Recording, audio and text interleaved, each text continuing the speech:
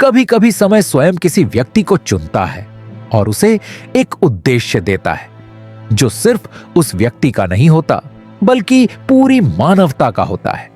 मोहनदास करमचंद गांधी ऐसा ही एक नाम है, एक ऐसा व्यक्ति जिसे दुनिया ने महात्मा कहा, लेकिन उन्होंने स्वयं कभी नहीं माना कि वे महात्मा हैं। वे कहते थे, मैं बस एक साधारण इंसान हूं और मेरी गलतियां, मेरी सीख और मेरा संघर्ष ही मुझे आगे बढ़ाते हैं। 2 अक्टूबर 1869 गुजरात के पोरबंदर नाम के समुद्री शहर में एक बालक पैदा हुआ। घर में खुशी थी, पर किसी को यह अंदाजा नहीं था कि यह बालक एक दिन एक पूरे राष्ट्र का स्वर बन जाएगा।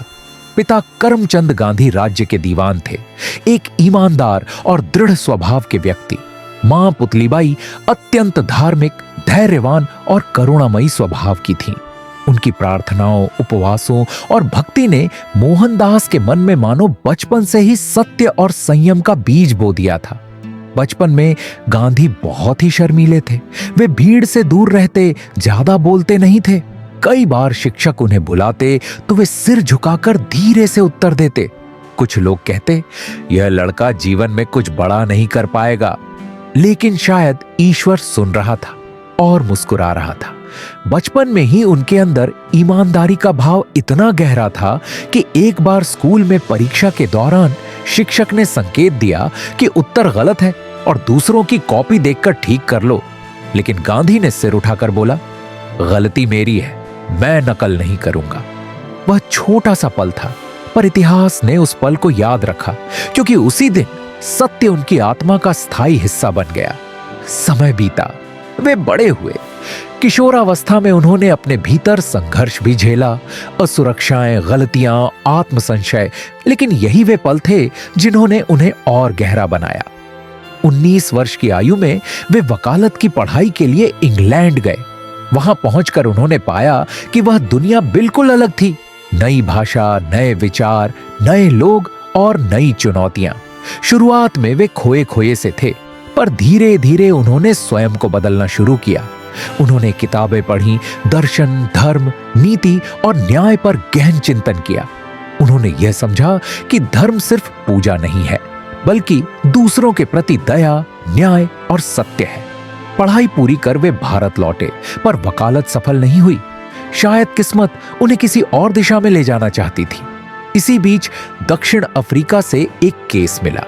वे नौकरी के लिए नहीं, बल्कि शायद नियति के बुलावे पर वहां गए थे, और वहीं एक रेलगाड़ी के डिब्बे में उनकी जिंदगी हमेशा के लिए बदल गई। पहली श्रेणी का वैध टिकट होने के बावजूद, सिर्फ इसलिए कि वे भारतीय थे, उन्हें सामान की तरह बाहर फेंक दिया गया। वह रात ठंडी थी, सन्नाटा था, दर्द था, अपमान था, लेकिन उस रात एक बिजली सी जल उठी। उन्होंने खुद से कहा, अन्याय को सहना भी अन्याय को बढ़ावा देना है। अब मैं चुप नहीं रहूंगा।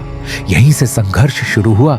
न हथियार, न हिंसा, न घृणा, बल्कि सत्य, धैर्य और अहिंसा के बल पर। उन्होंने प्रतिरोध सिखाया, पर प्रेम के साथ। उन्होंने विरोध सिखाया, पर बिना नफरत के। उन्होंने संघर्ष सिखाया, पर बिना तलवार के। दक्षिण अफ्रीका में उन्होंने अहिंसक आंदोलन चलाया, सत्याग्रह। यह शब्द सिर्फ शब्द नहीं था, यह विचार था, दर्शन था, एक हथियार था जो किसी शरीर को चोट नहीं पहुंचाता था, पर अन्याय की जड़ को हिलाकर रख देता था। जब उनके आंदोलन ने असर दिखाना शुरू किया, तब दुनिया ने उनका नाम ध्यान से सुनना शुरू किया। 1915 में वे भारत लौटे, और जब उन्होंने अपनी मिट्टी को छुआ तो उनके भीतर एक अजीब सी ऊर्जा दौड़ गई। भारत उस समय थका हुआ था, टूटा हुआ था, चुप था। लोगों की आंखों में उम्मीद कम और मजबूरी ज्यादा थी।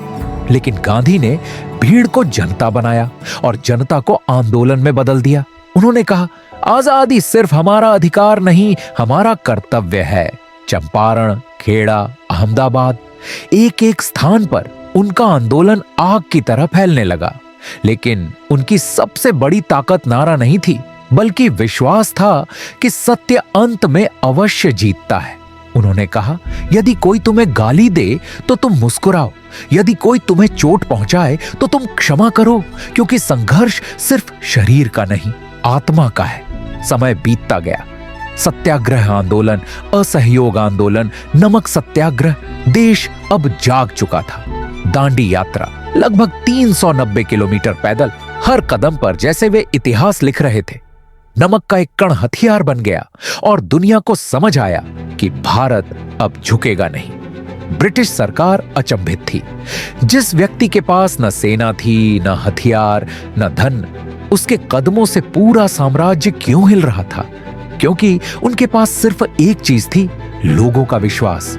समय कठिन भी आया, जेल, अपमान, कटु आलोचनाएं, पर गांधी का हृदय कभी कठोर नहीं हुआ। उन्होंने कहा, घृणा से घृणा बढ़ती है, प्रेम से शत्रु भी मित्र बन सकता है। 1947 वह वर्ष आया जिसका इंतजार पीढ़ियां कर रही थी। भारत स्वतंत्र हुआ, लेकिन देश दो भागों में बंट गया और गांधी का हृदय टूट गया। उन्होंने कहा, यह आजादी है या एक अधूरा सपना? लोग जश्न मना रहे थे, लेकिन गांधी शांति बहाल करने के लिए दंगों के बीच खड़े थे, बिना सुरक्षा के, सिर्फ विश्वास के सहारे। 30 जनवरी 1948 दिल्ली में एक सभा के दौरान एक गोली चली। लोगों ने केवल गोली की आवाज सुनी, लेकिन इतिहास ने एक महापुरुष की अंतिम आवाज सुनी, हे राम। गांधी गिर पड़े और उनके साथ एक युग भी समाप्त हो गया। लेकिन क्या वह वास्तव में समाप्त हुआ? नहीं, क्योंकि आज भी जब कोई सत्य बोलता है, जब कोई हिंसा की जगह शांति चुनता है, जब कोई अन्याय के विरुद्ध खड़ा होता है, तब कहीं ना कहीं उनके शब्द हवा में तैरते हुए सुनाई देते हैं। सत्य और अहिंसा कभी पराजित नहीं हो सकते। गांधी सिर्फ एक व्यक्ति नहीं थे, वे विचार थे, और विचार कभी मरते नहीं।